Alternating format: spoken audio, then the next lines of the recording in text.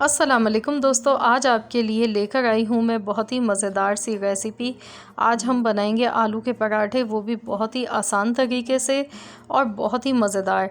तो आज हम बनाएंगे बहुत ही ज़्यादा क्रिस्पी क्रिस्पी फूले हुए मज़ेदार से पराठे, जिनको बनाने का तरीका निहायत ही आसान है। आप भी इस रेसिपी को ज़रूर फुल वॉच कीजिए, तो आपके पराठे भी इसी तरह से देखिए फूले हुए बनेंगे।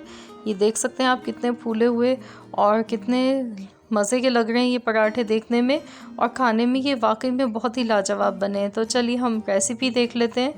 तो यहाँ पर आलू के पराठे बनाने के लिए आलू लिए हैं मैंने 1 किलो।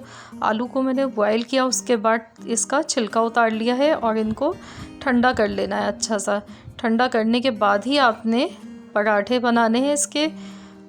तो यहाँ पर इनको देखिए मैंने बारीक नहीं बिल्कुल पीसा है, मैंने इनको छुरी से मोटा मोटा सा काट लिया। इसमें हरी मिर्चें डाल दी हैं 6, हरा धनिया 1 गड्डी डालेंगे।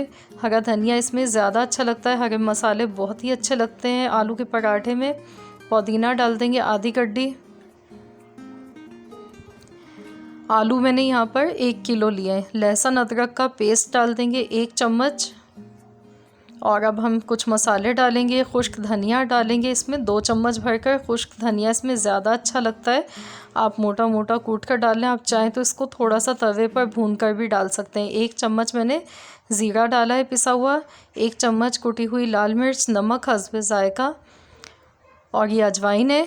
ये लाजमी डाला करें, आलू की कोई भी रेसिपी हो, इससे हाजमा बहुत अच्छा होता है और ये बहुत फ़ायदेमंद होती है, उसका फ्लेवर भी बहुत अच्छा लगता है। और अब हम इसमें खटाई के लिए अमचूर पाउडर डालेंगे, यानी कि पिसी हुई आम की खटाई है ये। अगर आपके पास ये नहीं है तो आप इसमें नींबू का रस भी मिला सकते हैं। और अब इन तमाम मसालों को अच्छी तरह से मिक्स कर लेंगे। तो आलू के पराठे में बहुत ज़्यादा बारीक पिसे हुए आलू अच्छे नहीं लगते हैं, हल्के हल्के से चंक्स आते हैं तो वो बहुत अच्छे लगते हैं आलू के। तो यहाँ पर मिक्स करने के बाद देखिए थोड़े से और आलू मैश हो जाएंगे, तो मैं आपको मिलाकर दिखाती हूँ। ये देखिए इस तरीके का इसका बैटर हमने तैयार किया है। तो बस ये तैयार हो चुका है आलू का बैटर हमारा, बहुत ही मज़े का। तो चलिए अब हम पराठे बना लेते हैं। तो उसके लिए मैंने यहाँ पर नॉर्मल जो हम रोटी बनाते हैं वही वाला आटा लिया है। आटा देखिए हमारा ना तो बहुत ज़्यादा नरम है और ना बहुत ज़्यादा हार्ड है, नॉर्मल है ये आटा गूंदा हुआ। तो आटे को हमने नॉर्मल सिर्फ नमक और पानी डाल के ही गूंदा है, और इसमें कुछ नहीं हमने ऐसा डाला है अलग से। तो चलिए इसके पेड़े बना लेंगे। और मैं यहाँ पर पेड़े थोड़े बड़े साइज़ के बना गई हूँ। नॉर्मल जो हम रोटी बनाते हैं उससे थोड़ा बड़े साइज़ का मैंने पेड़ा यहाँ पर लिया है, ये देखिए। तो इस तरीके से मैंने यहाँ पर 10 पेड़े इसके बना लिए हैं आटे के। तो चलिए अब हम पराठे बनाना शुरू करते हैं। तो इस तरीके से देखिए पहले आपने इसको गोल करना है, और अब इसमें आलू की टिक्की बनानी है और ऐसे रख देनी है। तो अब हम इसको ऐसे गोल गोल करेंगे और इसे फ़ोल्ड कर लेंगे। अब ऐसे घुमाएंगे, ऊपर जो एक्स्ट्रा आटा होगा इसको हम हटा देंगे। ये देखिए इतना सा आटा हटा है। तो इस तरीके से ये पेड़ा देखिए बनकर तैयार हो चुका है। तो इसी तरीके से बाकी सारे पेड़े मैं बना लेती हूँ, फिर आपसे मिलती हूँ। ये देखिए यहाँ पर पेड़े तैयार हो चुके हैं। तो चलिए अब हम पराठा बेलना शुरू करते हैं। यहाँ पर थोड़ा सा मैंने खुश्क आटा मैंने यहाँ पर डस्ट किया है, और इसको पहले हाथ से थोड़ा थोड़ा फैला लेंगे और बीच से हम इसको दबाएंगे सेंटर से, ताकि किनारों में भी इसके आलू का जो बैटर है वो पहुँच जाए। और बेलते टाइम इस चीज़ का आपने ध्यान रखना है कि आपने बीच के से यानी कि सेंटर से इसको बेलना शुरू करना है। इससे क्या होगा कि जो आलू का जो बैटर है ना वो किनारों तक पहुंचेगा। अगर आप किनारों से बेलेंगे ना तो फिर वो किनारे आपके खाली कर जाएंगे, पराठा खाने का मज़ा नहीं आएगा। पराठा तभी ज़्यादा अच्छा लगता है मज़े का जब उसमें आलू का जो बैटर है वो किनारों तक हर जगह आना चाहिए। तो यहाँ पर इस तरीके से हम इसे बेल लेते हैं।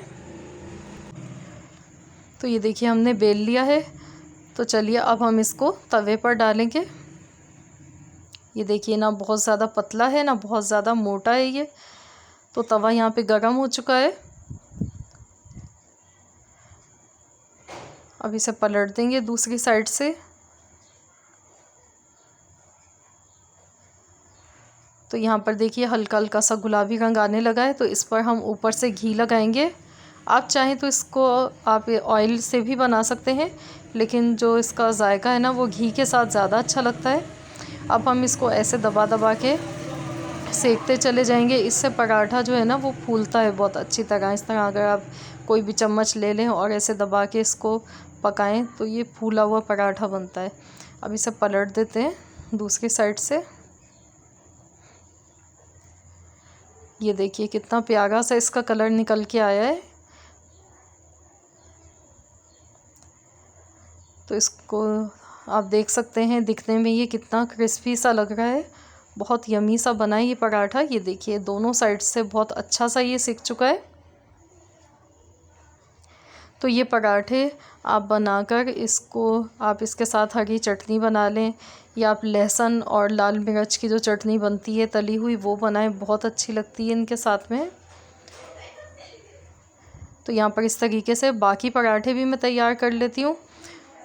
तो फ्रेंड्स, अगर आप मेरे चैनल पर नए हैं, फ़र्स्ट टाइम मेरी वीडियो को वॉच कर रहे हैं, तो मेरी आपसे रिक्वेस्ट है कि आप मेरे चैनल को सब्सक्राइब कर लीजिए।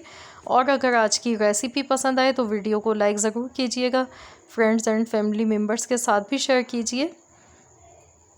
तो यहाँ पर देखिए हमारे पराठे बहुत ही मज़े के बन गए, बहुत ही क्रिस्पी क्रिस्पी बन गए दिखने में। ये देखिए कितने खूबसूरत लाल पराठे बन के तैयार हो गए हैं ये।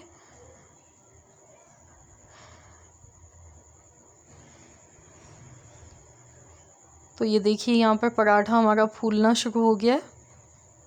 दिखाती हूँ मैं आपको क्लोज करके, ये देखें।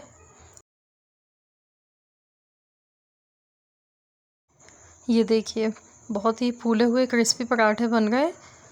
तो फ्रेंड्स, ज़रूर रेसिपी को ट्राई कीजिएगा और अपना फीडबैक मुझे ज़रूर दीजिएगा, आप लोगों को कैसी लगी है रेसिपी। तो फ्रेंड्स, मिलते हैं इंशाअल्लाह ताला बहुत जल्द एक और न्यू रेसिपी के साथ। तो जब तक के लिए अल्लाह हाफिज़।